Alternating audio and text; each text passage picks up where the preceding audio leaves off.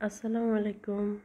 আপনাদের সকলের জন্য আমার আজকের রেসিপিটা হচ্ছে সুজির মচমচে পিঠা।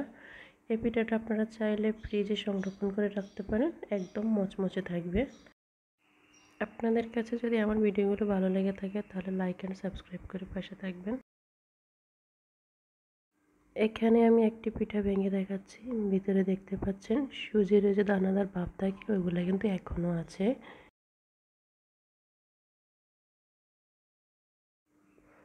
এখানে একটি পাত্রে আমি ডিম দিয়ে দিচ্ছি একটা, দিয়ে দিচ্ছি হাফ কাপ চিনি, স্বাদ মতো লবণ।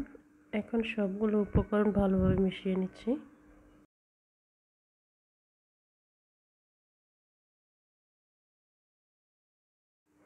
দিয়ে দিচ্ছি 1 কাপ সুজি। এখানে আমি কোনো পানি ইউজ করব না।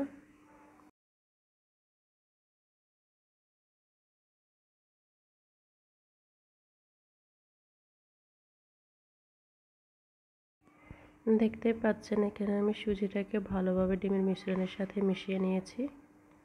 এখন একটা ঢাকনা দিয়ে রেখে দেব 1 ঘন্টার জন্য, যাতে সুজিটা একটু ভিজে এবং ফুলে ওঠে। ফিরে এলাম 1 ঘন্টা পর। এখন আমি সুজিটাকে আরও একটু মিশিয়ে নিচ্ছি সবগুলোর সাথে।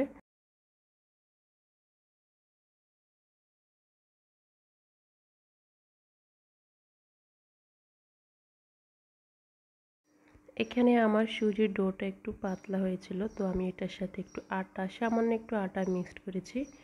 দেখতে পাচ্ছেন এখানে একটু আঠালো ঘন হয়ে আসছে। চুলায় ফ্রাই প্যান বসিয়ে আমি তেলটাকে পর্যাপ্ত পরিমাণ গরম করে নিয়েছি। এখন একেবারে ছোট ছোট সাইজে আমি পিঠাগুলো দিয়ে দিচ্ছি, যেহেতু এগুলো একটু ফুলে উঠবে।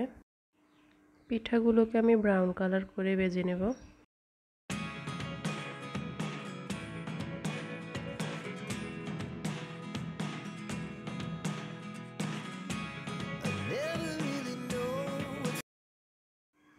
আমার পিঠাগুলো হয়ে গিয়েছে, এখন পরিবেশন করার পালা।